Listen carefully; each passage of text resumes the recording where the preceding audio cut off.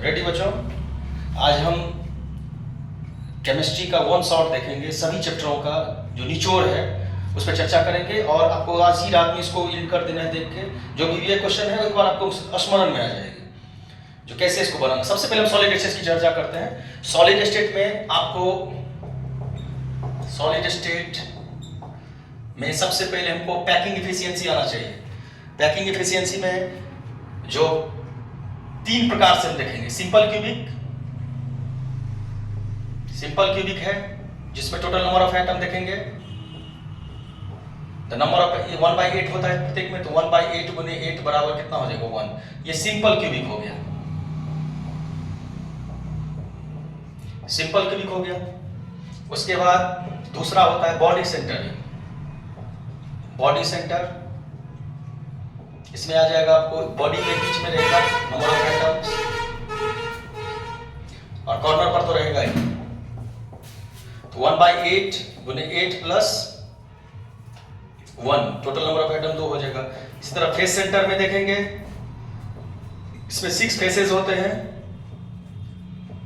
इसमें जो 6 फेसेस होंगे आपको, तो 1/8 इधर हो जाएगा, तो 1/8 गुने 8 प्लस 1/2 गुने 6 बराबर हो जाएगा 4। तो आपको इस 3 से 3 क्वेश्चन बनवा देंगे। इसमें क्या हो जाएगा, इसमें आपको सिंपल क्यूबिक यूनिट से में पूछेगा कितना पैकिंग एफिशिएंसी कितना होगा, तो इसको हम इसको लिखना है पैकिंग फ्रैक्शन अगर पूछता है या पैकिंग एफिशिएंसी पूछता है, पैकिंग एफिशिएंसी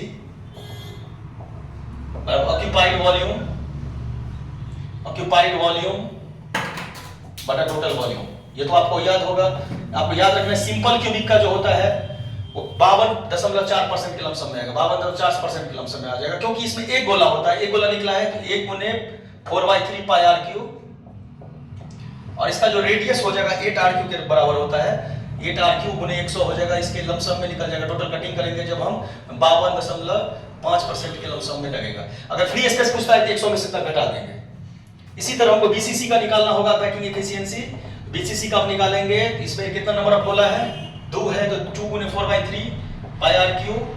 अब बट्टा जितना इसका रेडियस होगा उस रेडियस से हम उसको डायरेक्ट भागा लगाएंगे बीसीसी में, तो इसमें 64 बट्टा 3√3 आता है गुने 100, तो आपको आ जाएगा 68% के लमसम में।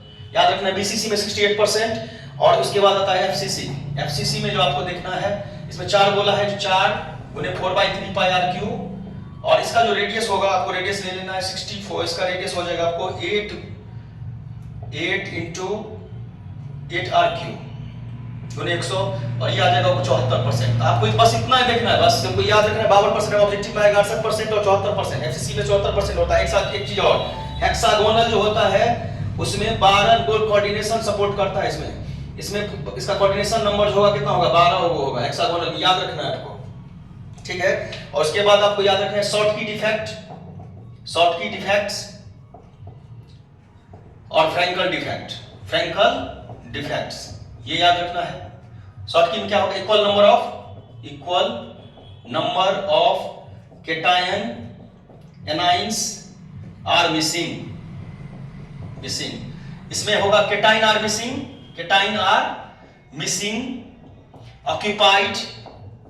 ऑक्यूपाइड एट इंस्टीरियल साइट्स, ठीक है।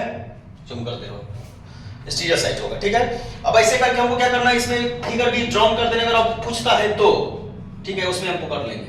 इसमें जो है पॉजिटिव निगेटिव का सराउंड करना है, पॉजिटिव निगेटिव, तो इसमें पॉजिटिव निगेटिव दोनों एक बार में हटा देंगे तो हो जाएगा पॉजिटिव में। फिर शॉर्ट की इसमें क्या होगा, केटाइन बीच में आ जाएगा। उसके बाद हमको देखना है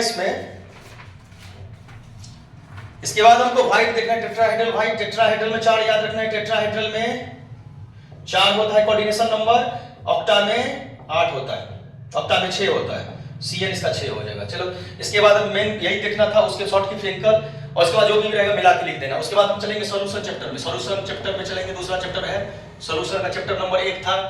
दूसरा चैप्टर सॉल्यूशन का देखेंगे। हम हीट एंड ट्रांजिशन मेथड से देख रहे हैं। सॉल्यूशन में मोलैरिटी देख लेना है, मोलैरिटी देखना है, molarity the number of moles of solute dissolve in 1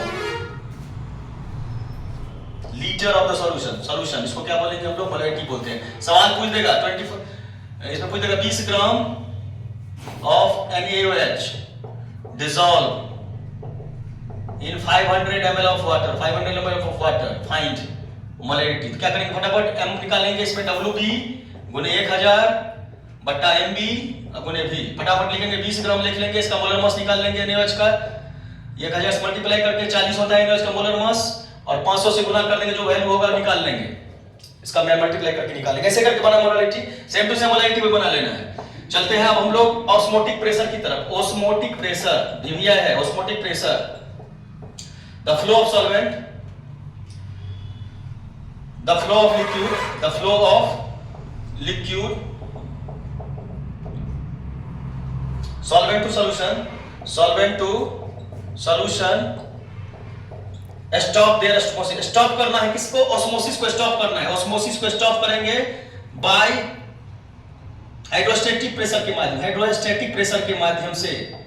तो क्या होगा, ये रुक जाएगा, प्रेशर का जो बहाव, पानी का जो बहाव है मेम्ब्रेन्स के माध्यम से रुक जाएगा, जिसका पाई बराबर HdG ले लेंगे इसका फॉर्मूला, बस इतना करके निकल जाएंगे। ऑस्मोटिक प्रेशर हो गया। उसके बाद आपको चलना है हेनरी लॉ। इसको एक बार देख लीजिए आप लोग, फिगर को शॉर्ट स्क्रीन मार लीजिए, स्क्रीनशॉट मार लीजिएगा अपना, और उसके बाद मिटाते हैं इसको, स्क्रीनशॉट ले लीजिए। चलिए हम निकल रहे हैं। आपको स्पीड बढ़ाना है, स्पीड बढ़ाना है। ये क्वेश्चन है Raoult's law, the partial pressure is directly proportional to the, directly proportional to the mole fraction, mole fraction. अरे भाई पार्शियल प्रेशर कब पी लेते हैं ना जी, PA डायरेक्टली प्रोपोर्शनल XA करेंगे, PB लेंगे, XB करेंगे। शॉर्ट में बनाओ, PA बराबर क्या होगा, K इंटू क्या होगा XA, PB बराबर क्या होगा, K इंटू XB, दोनों को जोड़ दो, PA प्लस PB क्या होगा। अगर P नोट A ही लेते हैं, यहाँ P नोट A ले लो या P नोट B ले लो, P note A into XA plus P note B into XB। इसको अगर बढ़ाना है तो बढ़ा सकते हैं, उनको टाइम नहीं है, बढ़ाना है अपना। हेनरी लॉ क्या होता है, इसका उल्टा लिख देना है। Henry law, mole fraction directly proportional to the क्या हो जाएगा, पार्शियल प्रेशर। मोल फ्रैक्शन को ब्रेक करेंगे क्या होगा, K आएगा, K इंटू T। अगर हम K को खींचते हैं तो क्या होगा, XA। अगर हम यहाँ P को खींचते हैं तो क्या होगा, P बराबर क्या होगा, 1 by K इंटू XA नहीं हो जाएगा, इधर क्रॉस मल्टीप्लिकेशन करेंगे, 1 by K को हम KH ले लेंगे, P बराबर क्या होगा, KH गुने XA। यही हो गया इसका प्रूफ, ये हो गया हेनरी लॉ। देख लो अच्छा से Henry law. Went of factor जो होता है, वेंट ऑफ फैक्टर फॉर्मूला याद रखना है। वेंट ऑफ फैक्टर जो होगा वो आपको PV बराबर NST के माध्यम से उसको बनाना, जो न्यूमेरिकल रहेगा उसको हम बना लेंगे, ठीक है। मोलैरिटी हो गया। अब चलते हैं चैप्टर नंबर 3। चैप्टर नंबर 3 हो जाएगा आपको इलेक्ट्रोकेमिस्ट्री, इलेक्ट्रोकेमिस्ट्री। सबसे पहले आएगा गैल्वेनिक सेल, सबसे पहले आएगा इलेक्ट्रोकेमिकल सेल। दो प्रकार का होता है इलेक्ट्रोकेमिकल सेल, दो प्रकार का होगा, गैल्वेनिक सेल और एक हो जाएगा इलेक्ट्रोलाइटिक सेल, इलेक्ट्रोलाइटिक सेल। सबसे पहले हम गैल्वेनिक सेल को देखेंगे। गैल्वेनिक सेल क्या होगा, chemical energy converted into electrical energy में कन्वर्ट करते हैं, ठीक है। दो कंपार्टमेंट लेंगे, ठीक है ना, दो इलेक्ट्रोड लगाएंगे फटाफट। दो इलेक्ट्रोड लगा के इसमें एक साल्ट ब्रिज लगा देंगे, इसमें एक ZnSO4 का सल्फेट मिला देंगे, ZnSO4 और यहाँ CuSO4 का जो है सॉल्यूशन मिला देंगे। Zn का ऑक्सीडेशन कर देंगे, Zn++ और Cu का रिडक्शन कर देंगे, Cu+ हो जाएगा Cu से, और इसको हम लिख देंगे both compartments are doing for the ZnSO4 and copper sulphate. इसको बना के हम सारा नोट्स तुमको प्रोवाइड करवा दिया, रिवाइज करवा रहे हैं बस। इसमें जो है Zn ये हो गया तुमको गैल्वेनिक सेल। अगर हम इलेक्ट्रोलाइटिक सेल की बात करें तो इसमें एक ही कंपार्टमेंट में दोनों इलेक्ट्रोलाइट लगा रहता है। दो सवाल में इलेक्ट्रोलाइटिक सेल जो होता है उसमें दोनों कंपार्टमेंट रहता है, इसमें एक ही में सॉल्ट ब्रिज लगा देंगे, इसमें सॉल्ट ब्रिज नहीं लगा होता है, और इसको जो है सीधा इलेक्ट्रोलाइसिस कर देंगे। हो गया। इसके बाद चलते इसमें Faraday's law, very very important है Faraday's law. The amount of substance deposited the electrode, ठीक है ना, the amount of substance is deposited at the electrode, W directly proportional क्या होगा, Q होगा, W बराबर प्रोपोर्शनल Z गुने I गुने T, Q बराबर अगर 1 लेंगे तो W बराबर क्या होगा, Z हो जाएगा। यही प्रूफ करना है। ये फैराडे फर्स्ट लॉ हो गया। सेकेंड लॉ की बात करें, second law, the amount of substance, Faraday's amount of substance is deposited at the electrode by equivalent mass। equivalent mass में हो जाएगा, इसमें तीन को कंपार्टमेंट अलग अलग लेना है, तीनों को अलग अलग कनेक्ट करना है। W1 by M1, M1 by M2 बराबर M1 by M2 बराबर हो जाएगा E1 by E2, M2 by M3 बराबर हो जाएगा E2 by E3। ऐसे करके कंपार्टमेंट हमको बना लेना है। हो जाएगा फर्स्ट फैराडेज लॉ। उसके बाद आपको इसमें फ्यूल सेल भी देखना है, फ्यूल सेल पता है पानी बनाने के लिए क्या जाता है, इसमें हाईली एक्सपेंसिव होता है। टू कंपार्टमेंट लेना है, इसमें एक ऑक्सीजन का सिलेंडर और एक जो है आपको हाइड्रोजन का सिलेंडर ले लेना है। इसको हमको ब्रिज के साथ अटैचमेंट कर देना है, और ये जो अटैचमेंट होगा, ये अटैचमेंट करके यहां से हम वाटर को प्रोड्यूस करेंगे, H2 प्लस O2 बराबर 2H2O, H2 प्लस O2 बराबर 2H2 लगा देंगे यहाँ, और इसको बैलेंस कर लेंगे। ठीक है, तो ये जो वाटर को प्रोड्यूस करता है फ्यूल से, देयर इज वेरी एक्सपेंसिव। ठीक है, उसके बाद होता है किसी में आता है प्राइमरी सेल उसे कहते हैं जो चार्जेबल नहीं होगा, नॉट बी चार्ज करेगा। ये जैसे इसमें लेड, इसमें आ जाएगा, इसमें बटन सेल आ जाता है, बटन सेल, और दूसरा हो जाएगा ड्राई सेल। पहला होगा बटन सेल, दूसरा होगा ड्राई सेल, ये सब हो जाएगा, इसमें ले लेना है। और सेकेंडरी सेल जो चार्जेबल होगा, इसमें लेड स्टोरेज बैटरी होगा, लेड स्टोरेज बैटरी होगा। ठीक है, सेकेंडरी सेल हो जाएगा। हम आपको नोट्स प्रोवाइड किया है, उसमें देखेंगे आप लोग। ठीक है, इसको स्क्रीनशॉट आप ले सकते हैं, इसको अच्छा से देख लीजिए। ये इलेक्ट्रोकेमिस्ट्री का है, आप लोग देख सकते हैं इसको। ठीक है, मिटा रहे हैं इसको। आप जो है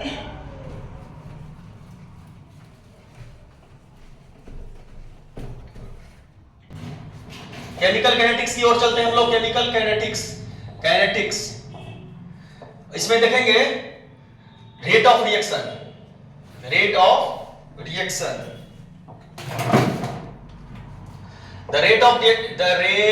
of reaction is dependent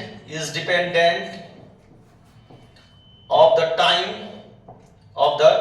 time taken in intervals, proceeds by the reaction। कोई भी रिएक्शन करने के लिए प्रोसीड करेंगे उसको rate of average rate of reaction होता है। एवरेज रेट ऑफ रिएक्शन, दोनों में तो यही परिभाषा लगाना, रेट ऑफ रिएक्शन, इसमें क्या हो जाएगा, और एक होता है इंस्टेंटेनियस रेट ऑफ रिएक्शन, दोनों में लगा देना है। शॉर्ट टाइम इंटरवल, इसमें डेल लगाना है, जैसे C प्लस O2 बराबर CO2 होता है। ठीक है ना, तो इसमें क्या लगाना है, C डेल C बटा डेल T बराबर डेल O2 बराबर डेल T। डेल लगाना है, इसमें डेल लगा के बनाना है कुछ रेट में। एवरेज में D लगाना है, जैसे C प्लस O2 बराबर CO2 अगर होता है, इसमें लगा देंगे डेल, D लगाना है, D बाई dt लगाना है, इसमें भी D बाई dt लगाना है। बस यही देखना है, short time interval and long time interval, ज्यादा नहीं दिमाग लगाना। लॉ ऑफ मास सेक्शन देख लेना आपको। उसके बाद मॉलिक्यूलरिटी रिएक्शन देख लेना है। Molecularity reaction, the rate of reaction is directly dependent of the rate of reaction. Molecularity माने मोल्स लगा देना है, मॉलिक्यूलरिटी में मोल लगाना है। द रेट ऑफ रिएक्शन,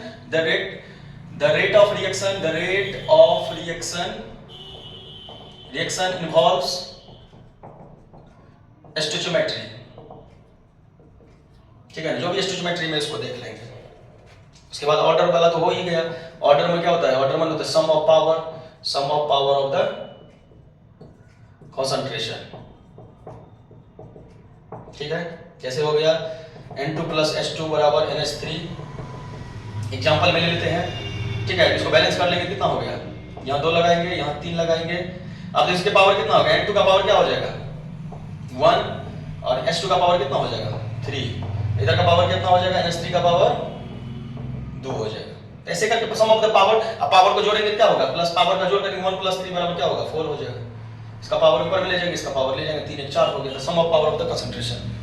सबसे इंपॉर्टेंट है first order reaction, very very important. First order reaction, important reaction, first order reaction बहुत बार पूछता है। The rate of reaction is proceed, a rate of reaction proceeds, proceed हो जाएगा, a that tends to product, ठीक है। इसमें dx/dt बराबर ले लेंगे k × a - x, दोनों का इंटीग्रेशन करेंगे, dx/dt बराबर k ×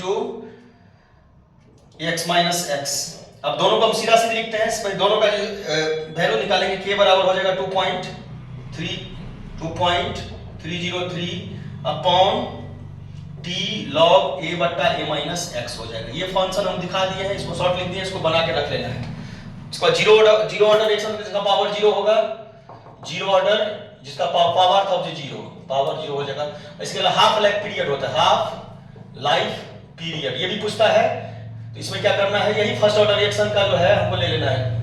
k बराबर होगा 2.303 बटा t log a/a - x। यहाँ क्या करना है हमको 2.303 बटा t के जगह t ले लेना है, log a बटा हमको 0.1 लेना है, 0.1 बटा 0.5 लेना है, log 2 के बराबर हो जाएगा ये 2.303 बटा t × 1/2 ले लेना है, यहाँ हाफ में काम कर रहे हैं तो log हो जाएगा, log 2 का वैल्यू हो जाएगा, log 2 का वैल्यू आपको हो जाएगा t 1/2 का वैल्यू हो जाएगा 0.301 बराबर आ जाएगा 0.693 बटा t × 1/2, अब आ जाएगा k बराबर, ये है हाफ लाइफ पीरियड। दोनों क्वेश्चन देख लेना है अच्छा से, ग्राफिकल फंक्शन चेक कर लेंगे हम उसको तो आ जाएगा। चलिए इसका फर्स्ट स्क्रीनशॉट ले सकते हैं आप, इसको भी क्वेश्चन और दिया है, इसको देख लीजिएगा।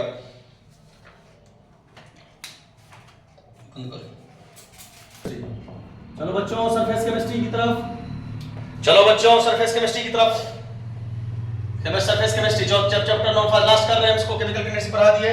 इसमें सबसे पहला इमल्सन याद कर लेना है, इमल्सन 2 नन। सबसे पहले इसमें हमको देखना है, इसमें पूछता है कौन सा चीज सब है सरफेस केमिस्ट्री में जो हमने गैस किया है, उस गैस को सबसे पहले देखेंगे।